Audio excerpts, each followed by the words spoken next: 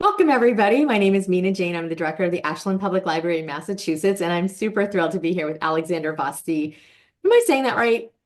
So my family pronounces it Vasti, like Vasti. rhymes with nasty, which regrettably, alas, is the only word in English that rhymes with Vasti. Yeah, so that's how my family. No. Okay. In my head, I hear it as Vasti, and I knew I was going to say it wrong. So Alexandra Vasti. Remember that. It'll be easy to remember. And we're going to be talking about her historical novels, near Duke Well and upcoming Earl Crush and any other books that she's written because I'm just fascinated by her whole story. But before we get to Alexandra, I'm going to just say a couple of things. One is I'd like to thank the Friends of the Ashland Public Library for supporting all of our programs. We couldn't do this fun stuff without them. And I'd also like to thank Alexandra for letting us share this program with other local libraries because, when libraries work together, we make magic. You can buy signed books from Alexandra from Blue Cypress Books. And I will send information about that to everybody because you can get 10% off of your books if you give them a code at checkout. And, signed books are gold and signed books for 10% off are, I don't know, platinum? Better than gold, I don't know. Um, Anyways, so we're just going to have this rapid fire Q&A. And so if you have questions, please put them in the Q&A, which is the button at the bottom of your Zoom screen. Sometimes the chat goes by too fast for me to catch questions, so make sure you do that. But use the chat to chatter with each other and like say funny things. I'll pay attention to it, but I won't always get the questions there. Okay, so Alexandra, I'm not gonna say too much about her because I'm gonna ask her about her, but she's like this really interesting person who lives in Louisiana, teaches literature, and then writes historical romances by night. She is powered by guacamole and oat milk lattes, which I just think might make me sick. So, At the same time. oh, okay. All right. So, Morning, PM. I was so happy when you said yes, you would do this because I just think your books are wonderful. Let's get into it. First of all, tell us about yourself. Who are you? Where'd you come from? Okay, all right. Well, first, I just want to say thank you so much for having me. I was just beyond like thrilled when you reached out to me because I have been familiar with your library and your wonderful romance supportive programming for so long. So, yeah, so thank you so much for having me, and thank you all for coming.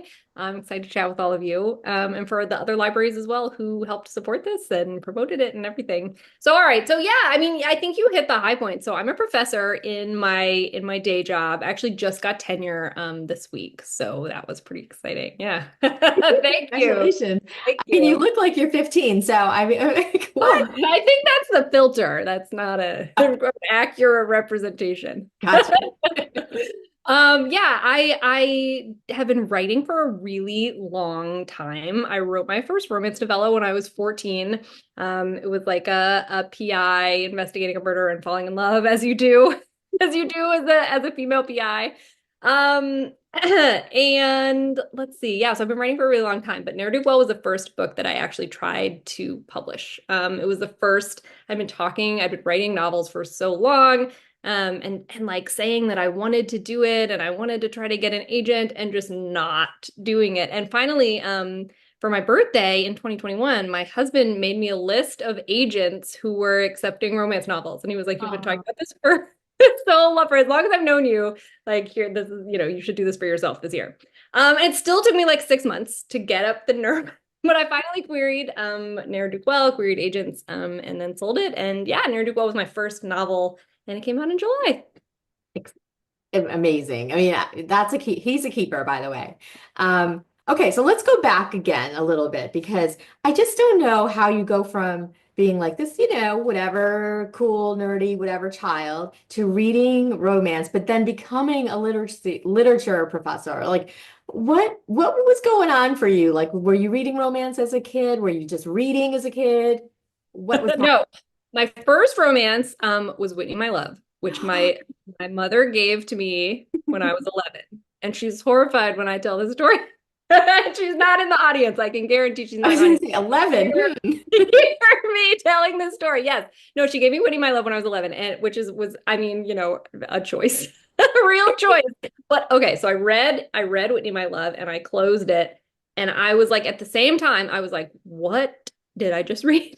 But also, is there more? Are there more? Can I have them all? Can I devour them? So yeah, so I've been reading historical romance ever since. And I've always loved historicals.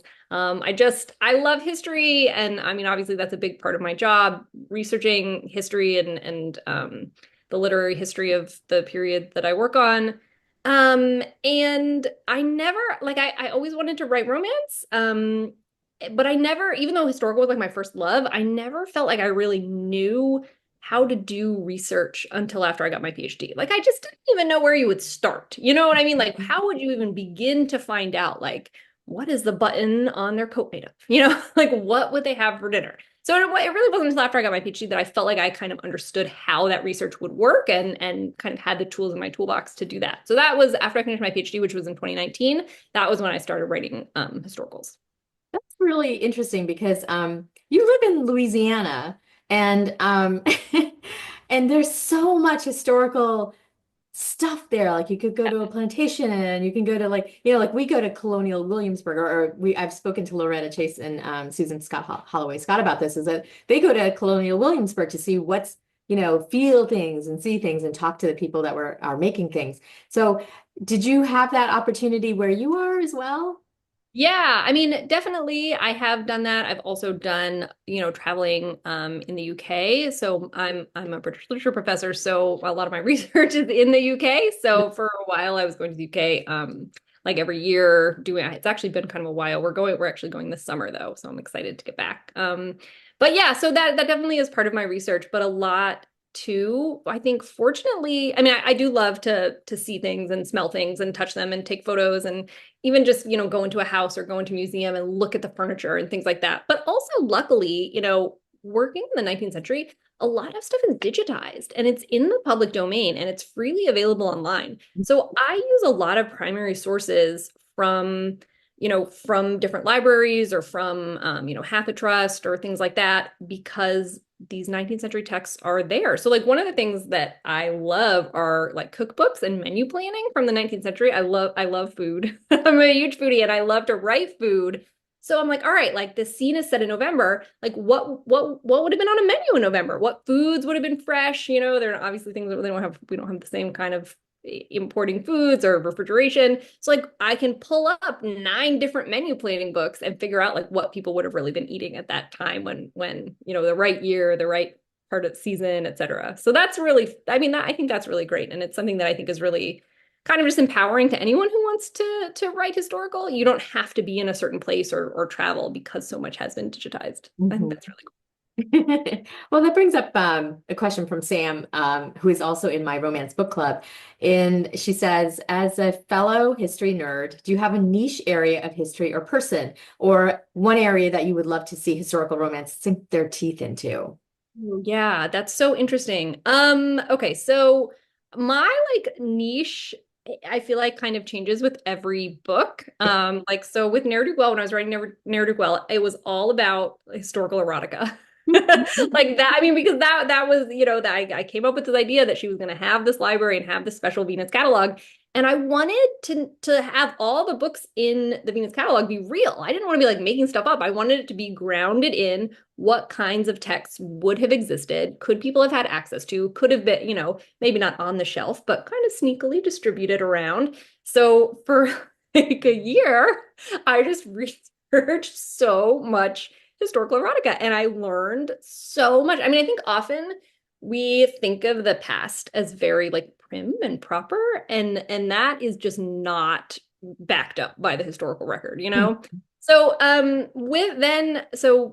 most recently I have recently finished the third book in this series, which is about rival Gothic novelists. It's a sapphic romance about rival Gothic novelists. So I did a ton of research into like queer Regency and queer people in the Regency. But also I got really obsessed with this one particular house, this like kind of Gothic-y house that was owned by this queer man in the Regency who was like a collector, and he was like a really, really, really rich for bad reasons that are unfortunately historically accurate. And so I like really dove deep into this one Gothic house. So that's my most recent kind of research niche. So funny. Okay, so let's actually go back to the books then, because I just jumped right into to the questions. Tell us about Near Duke Well. What is it about? And then we'll talk about the series and more questions. Okay, yes. Okay, so Ne'er-do-Well is the first book in the series. And it is about a man from New Orleans, Peter, who unexpectedly becomes a duke. He's like the third, he's like the son of the third son. No one expected him to inherit, but unexpectedly he becomes a duke. So he's brought over from New Orleans to England to inherit this dukedom. And he finds out while he's there that he has an illegitimate half brother and sister, and he wants to become their guardian. And unfortunately, he's not in a good position to become their guardian because he's from New Orleans, his mom was French, he's kind of very suspicious, and also he's a mess. He just causes chaos wherever he goes. He's an abolitionist, so he's made all these kind of radical speeches that have made people angry, which are all taken from real actual speeches. That's not anachronistic. Like these are actual historical speeches in the House of Commons. Anyway, so he wants to get guardianship of his brother and sister, so he turns to his friend, who is this very kind of capable managing woman, and her name is Selena, and he asks for her help. And she comes up with the idea that to make himself more respectable, he should get married. Because it's a romance novel, obviously that's the solution to this problem. So she comes up with that idea and she matchmakes for him. And unfortunately, in the process of matchmaking, they fall in love, which is a problem because secretly she runs an erotic circulating library for women. And if that were to get out, obviously it would destroy her reputation. And the whole point is for him to make himself more respectable. So, they can't fall in love, but as I'm sure I'm shocking everyone, they do. That is that the library is kind of all the books in the series are centered around this library that she runs. So the second book is about a friend who writes anonymous radical political pamphlets that are distributed through the library. And then the third book is about the two Gothic novelists, both of whom have their books published in the library. Well, as I'm going to say, as a librarian, I just love all of this. Like, it's just, like having anything about the written word, especially women back in the day, having some sort of agency around the written word and their sexuality, I think is just fascinating and fabulous. So Sam asks another question. As a researcher and historian, while also being a romance writer, what do you think of incorporating real historical individuals and adding to their stories? As you just said, that you really do use, the speeches and the things like that. So obviously, you're quite capable of pulling real people and real situations into your books.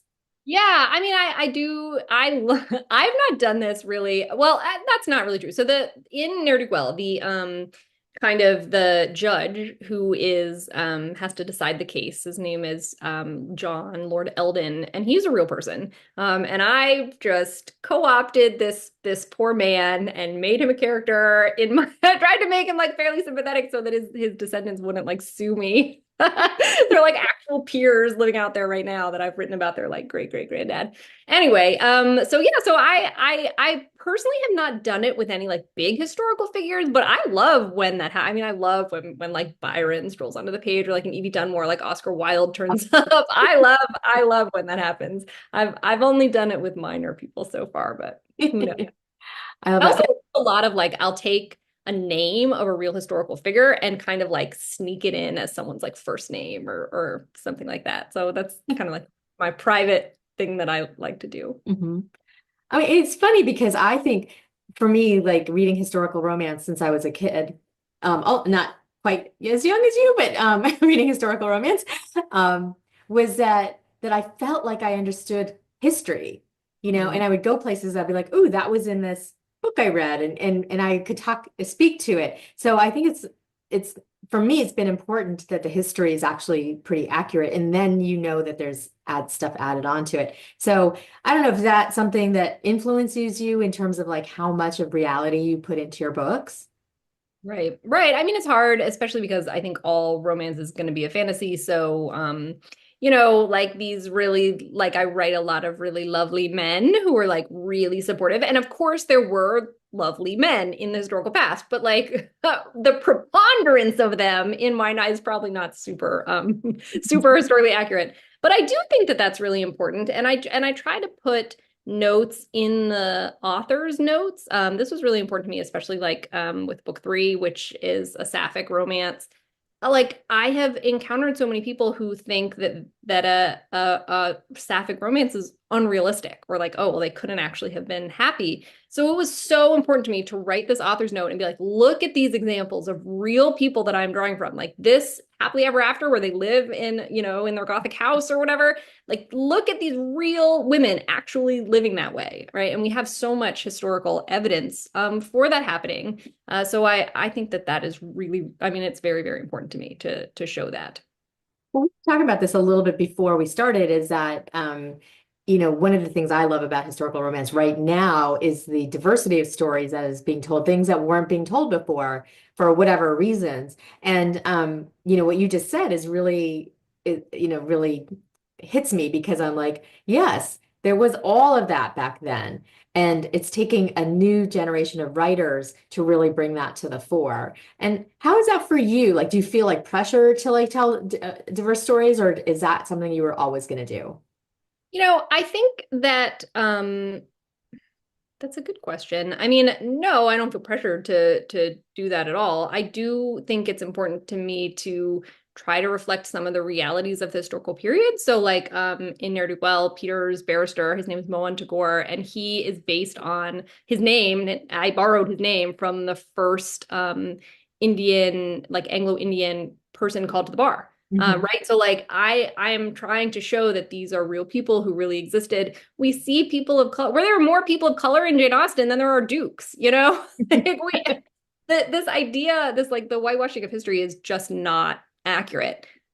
So yeah, so it's definitely, I think, really important to me to show those kind of historical realities. Mhm. And what I guess, I mean, this is what is the purpose, like from your perspective, what is the purpose of bringing those stories forth? Whether you're in that community or not, whether you're a person, an author of color, or an author, an LGBTQ author, what is what purpose does that serve to the reading community, do you think? Hmm.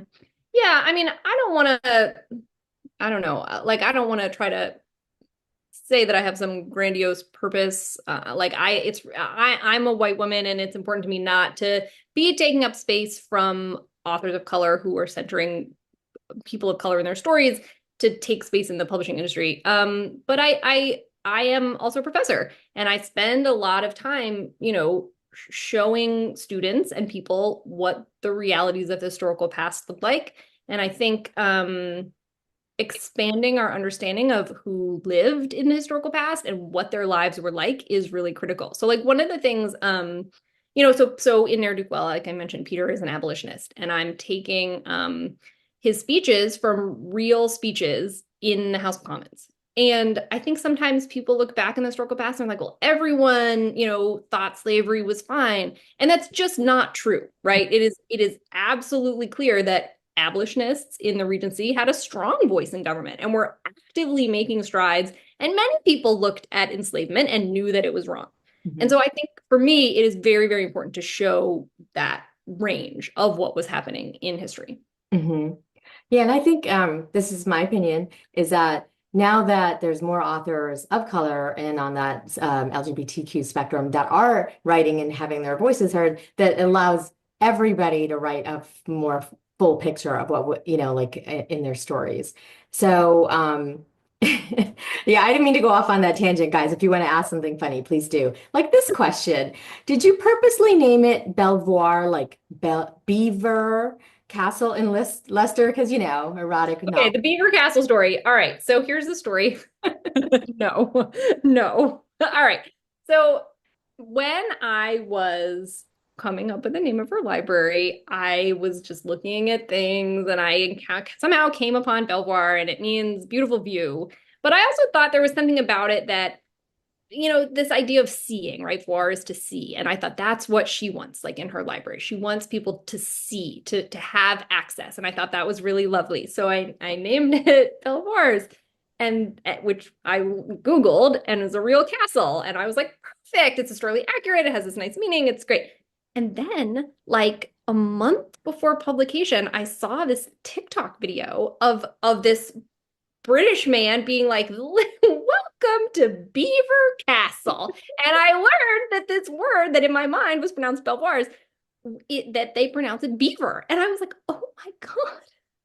And I created an erotic library for women and named it Beaver's Library. I was like, this is so anyway, I was very worried about the audiobook because it had already been recorded and I hadn't heard it. And I was like, and you know, she's British. I was like, what? She's Scottish. I was like, what if she says it beavers? I'm just gonna like I don't know if you can see, but I can feel my face getting hot right now. Anyway, she pronounced it Belvoirs. I was very relieved. But the real castle in England, they do say it beaver. Beaver Castle, yeah. I think it's perfect. This means like it's meant to be. It's a little bit meant to be. A little bit, yeah. Okay. So Deborah asked, how do you balance the romance with other aspects of the story, like character development and plot? Because one of my favorite things about Near Duke-Well was how both characters had personal growth arcs that extended beyond their romance. Thank you. Thank you so much. Yeah, I mean I think that's really important. And as I'm conceptualizing the books, I am very much a character-driven writer. So like even though the hook of Ne'er-do-Well, I think is like this, oh, the secret erotic library for ladies. That was like the last thing I came up with in creating the book. I always start with the characters and developing them and fleshing them out and making them round. So for Ne'er-do-Well, like I came up with Selena first. And I had this idea, like where Selena came from was kind of like the character, I feel like it's sort of a classic historical romance character of like the dragon aunt. Like who, you know, kind of like I like Lady Danbury in Bridgerton, or like Lady DeMarley in my favorite book, which is Flowers from the Storm by Laura Kinsale.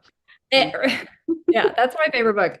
So there's so often in historical romance, there's this aunt who is like comes in and is like, I know everything and I'm gonna fix everything. And I was like, why does she never get a book? Like what's her story? How did she, you know?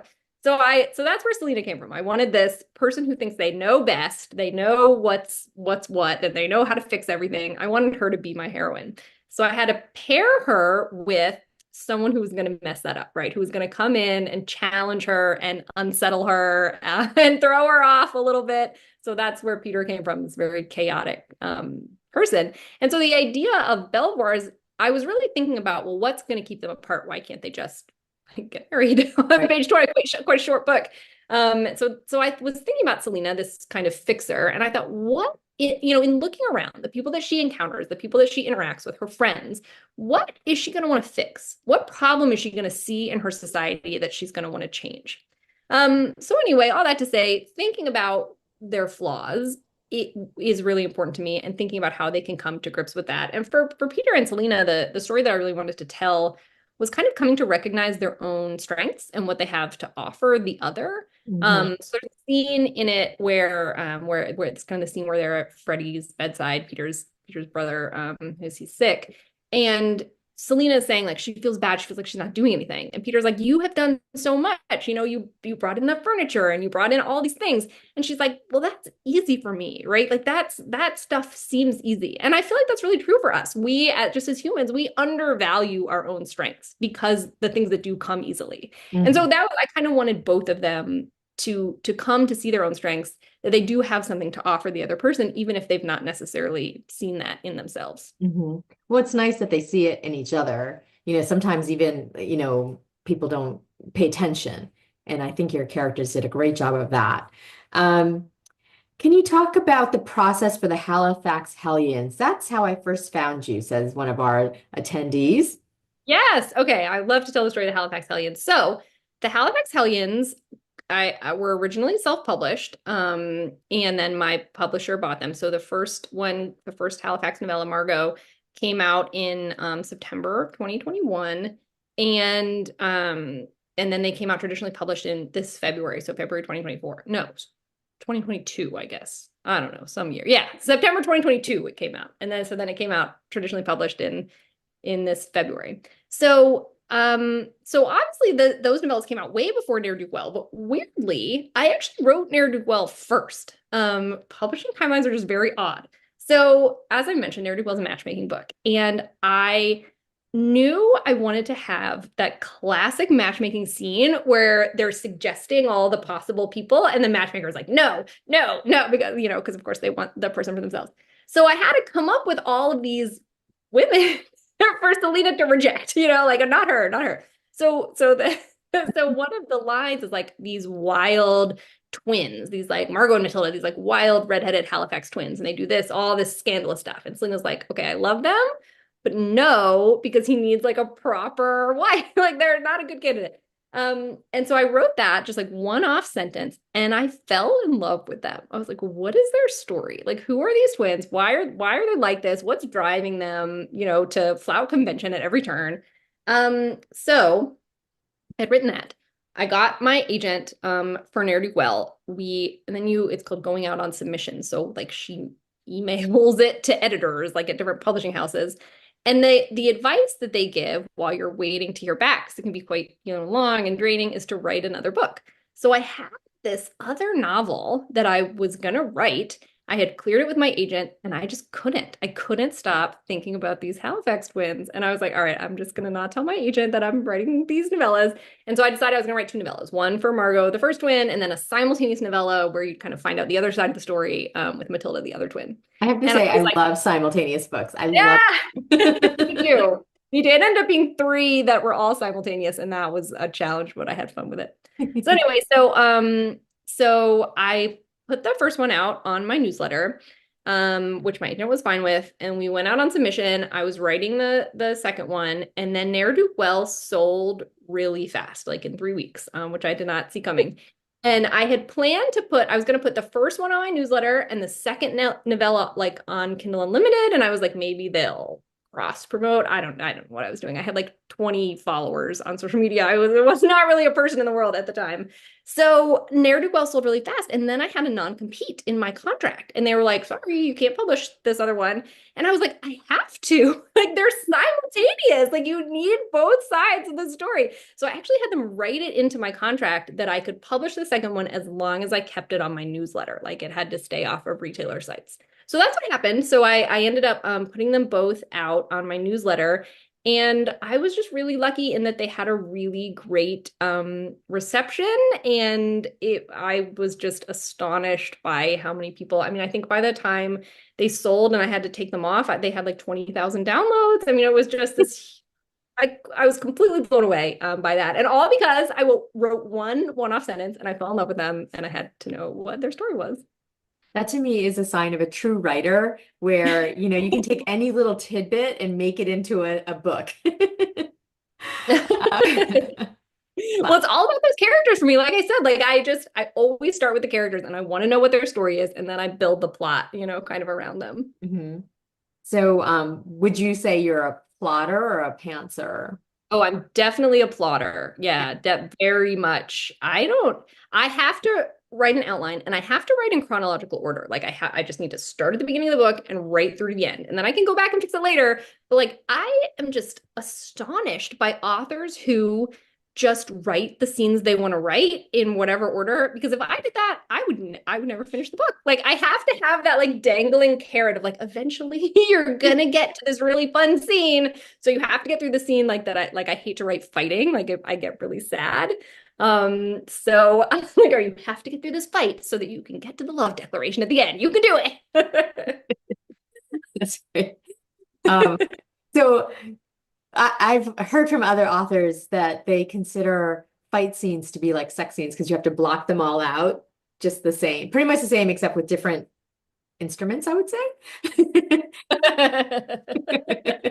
Maybe different emotions. I don't know. Maybe. I don't know. No, Depends I on. don't like to write fight scenes. I don't like for my characters to like hurt, to be sad or to hurt each other's feelings. I mean, obviously, like you have to do it. Like that's part of writing the book, but like I get really sad. I don't know. I didn't really cry that much when writing Ne'er Do Well. But in the third book, I cried so much. And I write in coffee shops a lot. And I was like, I don't think I can come back to this coffee shop. I've been like sobbing for 2 hours. So there's one coffee shop in New Orleans that I don't think I've gone back to since I cried for 2 hours in there while typing. Oh no. Now we definitely have to read it. And we talked about this earlier too, though, is that although you write books that initially might come across as sort of lighter and fluffier, that you actually really like the angst in the deeper books.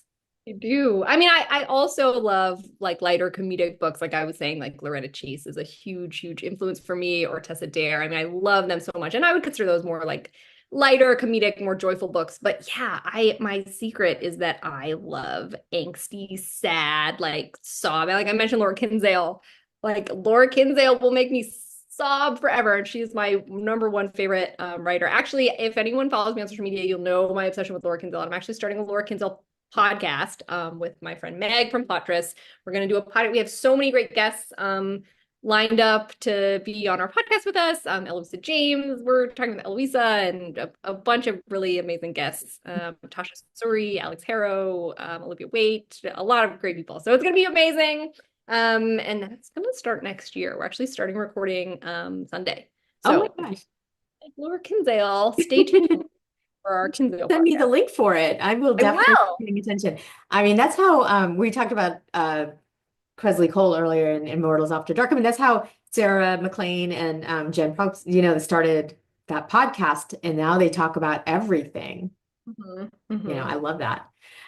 So we have a question of how do you develop the chemistry between your main characters, like certain elements or traits that you think are key? And I want to add to that and ask about tropes because I noticed your forced proximity seems to be one that you seem to like. Yeah, well, I went to a workshop with Sherry Thomas, that was incredible. Mhm. She's another one of my all-time favorites, and it was an incredibly good writing workshop. And she was like, all romance novels are forced proximity. Like they have to have something keeping them together.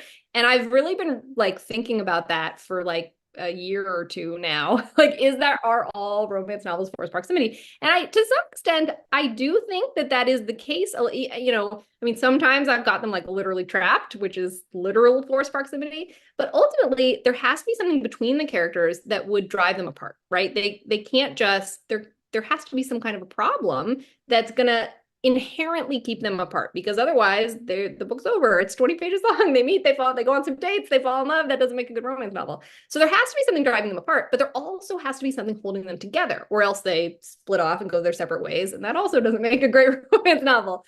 So yeah, so I actually think that forced proximity is really central to just how I conceptualize conflict, and characterization and the romance. Mhm.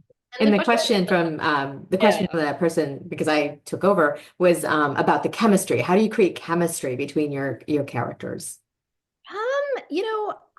that's an interesting question. I guess it's not something that I would say that I necessarily do, like that I have a trick to, but one thing I will say is that I really like for my characters to like each other. And sometimes in romance, I love romance, I love enemies to lovers, right? But sometimes in romance, I'm like, do you like each other? Like they're fighting so much. I'm like, do you actually want to hang out? Every So every Harlequin in the 80s. yeah, right. Maybe it's because I grew up on that. Or like, Winnie My Love. I'm like, do you like each other? Well, actually, Winnie My Love is not a good example because I just recently reread it. And there are some like great scenes of Whitney and Clayton like really enjoying each other's company. And those are the ones that really stuck with me. So yeah, so it's really important to me in all of my romances to see that these characters really enjoy spending time with her or with each other. And I was thinking about Margot, which is like the first of my Halifax novellas. And so the premise of this one is that Henry, the hero, has been in love with Margot for 7 years. Since he met her, he fell in love on the spot, insta love, and has been pining for her for 7 years. And he's very shy. And she's the sort of wild, chaotic hurricane of a hellion, and he doesn't know how to tell her. And she asks him for help to go chase after her sister, who she thinks has eloped. And he's like horrified by he's like, oh no, I can't do it. Like all my feelings are gonna come out of my mouth. It's gonna be a disaster. But he doesn't want her to go by herself, so he goes with her. And so I was writing this novella, and I can remember this moment so vividly. I'm in Henry's head, and he's talking about, he's in the carriage with her, and I'm like, oh, he's tormented by lust, and just kind of being silly. And then I started writing, and I'm like, and spending every minute of every day with Margot was and in my head, I just heard Henry's voice saying, wonderful. And I was like, yes, like that is how he would feel. He's not tormented. He thinks it's wonderful. It's the best thing that ever has happened to him that he gets to spend every minute of every day with this woman that he loves. Oh, And I was like, oh, I really understand his character now, and I really, can hear his voice so clearly in my head. And I want to say that the audiobook narrator, Mari Morrison, that line, she nails it so hard because she kind of like sighs and she's like, was wonderful.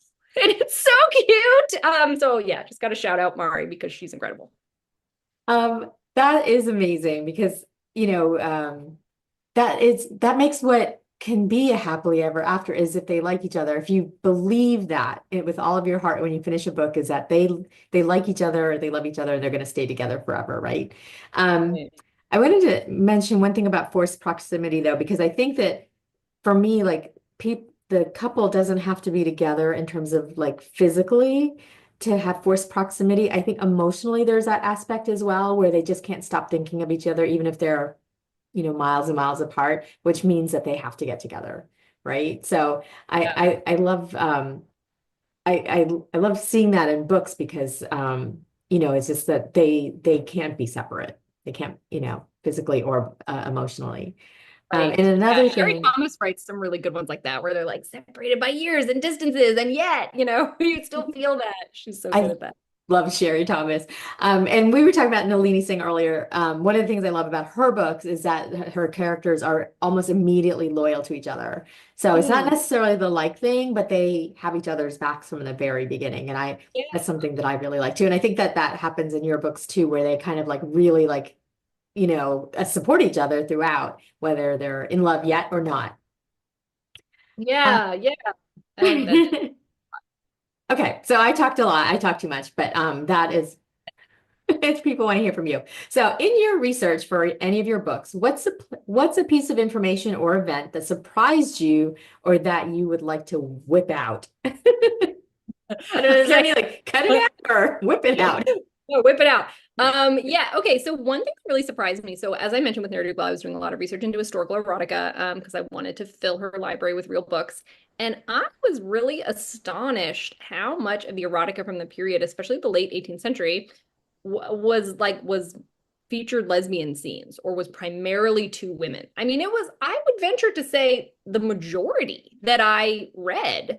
I was shocked by that. And I mean, I didn't expect that it would be unheard of, right? Because, it's the historical past. Of course, there were queer people then as now, but I was shocked by how common it was. I mean, some of it is like a little fetishy, of course, but like so one of the books I talked a lot about in there as well is Fanny Hill. Mhm. Because it was so popular. Like it was just, everyone read it and talked about. I mean, everyone knew Fanny Hill. I've read it. Right. Oh, it's actually like a pretty good read and surprisingly very sexy in parts, even Mhm. like even though it's 300 years old.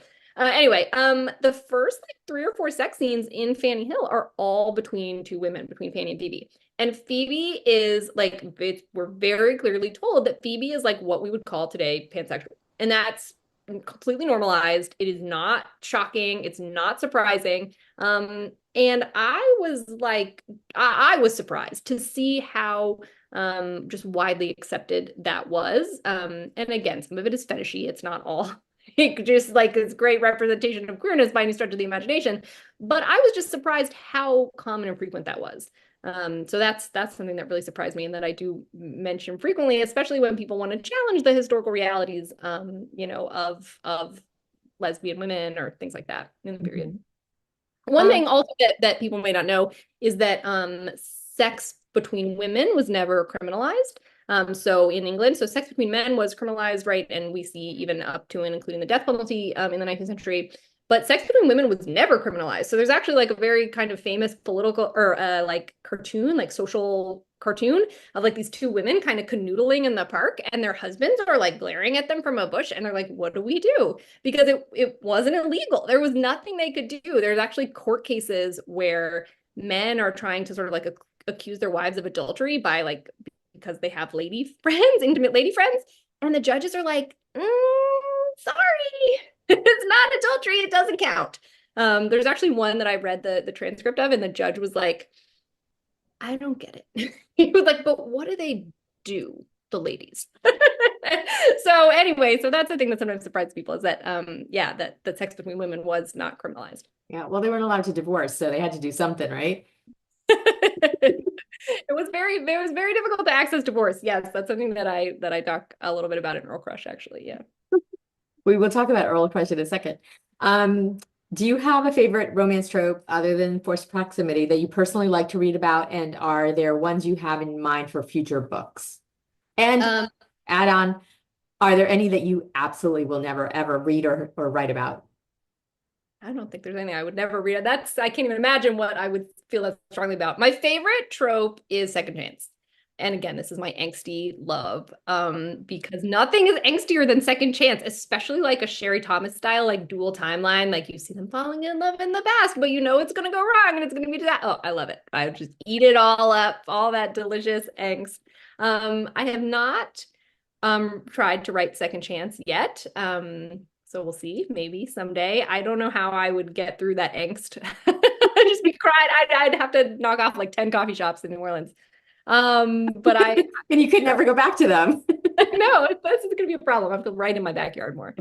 Um, yeah, so ideas I have in mind for future books. Well, let's see. I can tell you that I guess maybe my book three is a little bit, it's not really second chance, but basically the premise of book three is that so we have Georgiana, who is one of the characters from Ne'er-do-Well. It's her story, and she is the Gothic novelist. So at this point, it's been a number of years. She's sort of publicly known as a Gothic novelist, and she's publishing quite a bit. And there is this competing Gothic novelist who she is becomes convinced is stealing her ideas. She's like, I don't know how, somehow she's reading my manuscript, she's stealing my ideas, and she's trying to ruin my career. So she decides that she's going to track down this other novelist and unmask her and whatever. This is the very beginning. This is like the first chapter of the book. So she tracks her down. The other novelist sort of puts back her hood, and Georgiana realizes that it is this woman that she has known and that she had like a huge crush on when she was a teenager. And she's like, never mind, like I don't have a problem. Actually, I'm gonna go by. And so that's how the book starts. So I guess it's like a little tiny, like a little soupçon of second chance. It's because she did have this massive crush on her when they were teenagers. Sweet. I can't wait for it. I don't like reading secret baby books. That's why I asked about that. Hmm. No, I like the Secret Baby. I feel like some of those like 90s Secret Babies really got in my brain. Yeah, Yeah. I can't, and we've talked about this in my romance book club, is I can't think of any good reason why somebody would keep that a secret from the father. Like unless they thought the father was dead or something, to me, Right. Did. I mean, I think there has to be like some kind of power differential going on there, right? That is like the only way that you can kind of like keep some of your power. So I could see that really working in a historical. It's sort of Secret Baby-ish, Nobody's Baby But Mine by Susan Elizabeth Phillips. Did you ever read that? Oh man, that the book serial like killer. a serial killer. Where's a serial killer in that? Is there? Oh, there's totally a serial killer. For everybody who's here and read it. How have I blocked out the serial killer? Oh, you're gonna have to go back and read I am it. gonna have to go back. No, all I remember is her thinking that he's dumb, and that's why she picks him out. And then it turns out he's smart, and she's so upset and wrecked. Yeah, yeah. Yeah. That was it. But they did get together quickly, I would say. It Yeah. wasn't like she kept it a secret for years, or yeah, Yeah. yeah. So I'm just saying that that's one of my um somebody says, yes, please write second chance. I need the regret, then the yearning, and then missing each other. Um, so Alex, tell us about Earl Crush. We've talked about Ne'er-do-Well. We've talked about the third book. Let's talk about Earl Crush. It's just coming out in January. Yes, January 21st. Okay, so this is Lydia's book. So if you read Ne'er-do-Well, Lydia is Selena's best friend. And so I sort of, in the epilogue to Ne'er-do-Well, I kind of tease that Lydia has started. So she's very shy. She has severe social anxiety. She does not like to be in public and interact with people that she doesn't know well. And so I sort of tease in the epilogue that she has started writing these anonymous political pamphlets. She really cares a lot about politics and what's going on in the political world, but she can't really enter it because of her her social struggles and her position as a woman, as a single woman. So she started writing these political pamphlets. And so Earl Crush picks up 3 years later. She's been writing these political pamphlets for a couple of years. And in that time, she has started corresponding with this Scottish Earl. And they have kind of a friendly, whatever, they're friends. And he reveals that he is destitute. He's like on the verge of bankruptcy, whatever. So she's an heiress, and she's like, you know what? Like, it's not going great for me on the marriage mart. I'm not finding a lot of success. So she decides she's going to go up to Scotland and propose to this guy she's been corresponding with. She's like, I have money. You need money. I can live in Scotland. You're an earl. You can do politics. It'll be great. So again, I'm not spoiling anything. This is the first chapter. So she goes up. She's in Scotland in the first chapter. She knocks on his door. He opens the door. She proposes, and he's like, "Hi, lady. I have no idea who you are." And it turns out that his brother has been catfishing her for the last 3 years. So they wind up having to go hunt down the brother, and fall in love. There's a lot of yearning. If you like yearning and pining, he's pretty convinced that she's like into his brother, and he has a lot of daddy issues about his brother, and he just like longs and yearns for her for like 300 straight pages. Oh, it sounds amazing. Yeah, so that is coming out January 25th, I think. 21st, yeah. 21st, yeah. So yeah, everybody get that. And Danielle asks, would you ever write a book for Peter's half-sister Lou? She's the best. Oh, Lou. Okay, maybe I would have to figure out like the Victorian era, which is not a period that I've tried to write about before. So, but you know what? I'll tell you a funny story about Lou. So the story about Lou is that she just stole the show in every scene. Like I guess I just loved her, and it came out on the page. And so the first chapter is Peter and Lou and Freddie talking.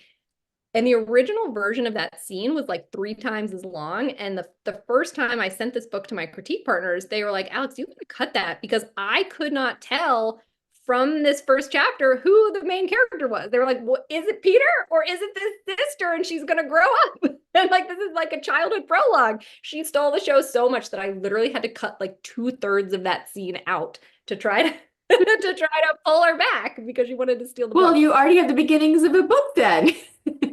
I do. It's written somewhere in a folder. I think that part of too why she is such a just an important character for me in that book is because she really has a big arc. Like, and a lot of times you really only get an arc with the 2 main characters, but Luke has a really big arc, like learning to trust Peter.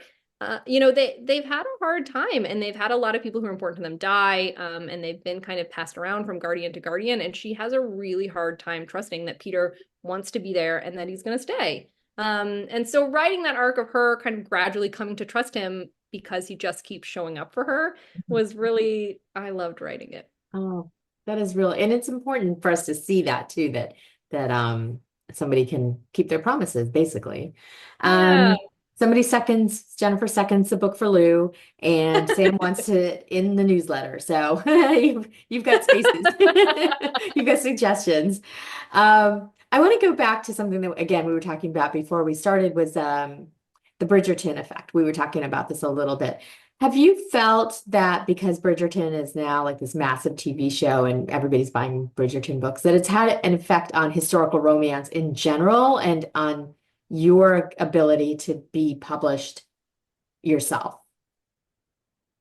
I don't know. I mean, I think it certainly sold a lot of Bridgerton books. I don't. Well, here's what I'll say. I think that I have heard from lots of people who have said, I watched Bridgerton and then I read the books and then I went out looking for more books like that. And I think that's fantastic. I love that it's been an entry point for people. And I think, the Bridgerton books were incredibly important to me. I started reading Julia Quinn before Bridgerton, like her early books. I can remember I had this used bookstore that I would go to, and she had gotten The Duke and I as I guess as an arc. And she was like, "Oh, Alex," she was like, "I know you like Julia Quinn." She was like, "This is special." She was like, "That you are gonna love this one." So I mean, I remember getting The Duke and I like the day it came out. I was so excited. So yeah, so I love that they are bringing people in. I don't know that I think it's had like a transformative effect on historical romance. I think we just things go in cycles and certain things are, hitting TikTok right now, but 5 years ago, TikTok didn't even exist. So who knows in another 5 years or 10 years. I love when people tell me that my books were like an early historical for them. Like, oh, I'd never read historical or I never thought I would like it. And then I read yours and I did. I think I really see my books as being intentionally like accessible historicals to invite people into the genre that has meant so much to me for 25 years. So that's special for me when I feel like I'm part of that, inviting people in. Good answer. So I have to say that my favorite Julia book is actually Splendid, which is not a right? So vividly. I have it somewhere. I don't know, on my Oh, shelf. I totally have all of her books, but that one is my that was my gateway, and it's still my favorite. And I think that that's true that your books are very accessible because they're not. I don't know. They're well written. They're funny. They've got heart. And people are happy. Like You. You know what? I am just like a happy person. Like I have a I it's hard for me to be down. Even when rough things happen, I just can't seem to stay down. So I'm glad that comes out in the book. Shocking. Okay. So somebody asks, "Hi Alex, what are some recent romance books that you've read and would recommend?" Okay. I love this question. So I've got a little stack here. So for the first thing I want to talk about is the Windflower. Okay. So this is the Windflower. And I just read this for the first time. So this book came out in 1984. And people have been telling me to read it for a long time, and I had not until last week. It is amazing. Have you ever read this, Mina? I don't think so. Who wrote it?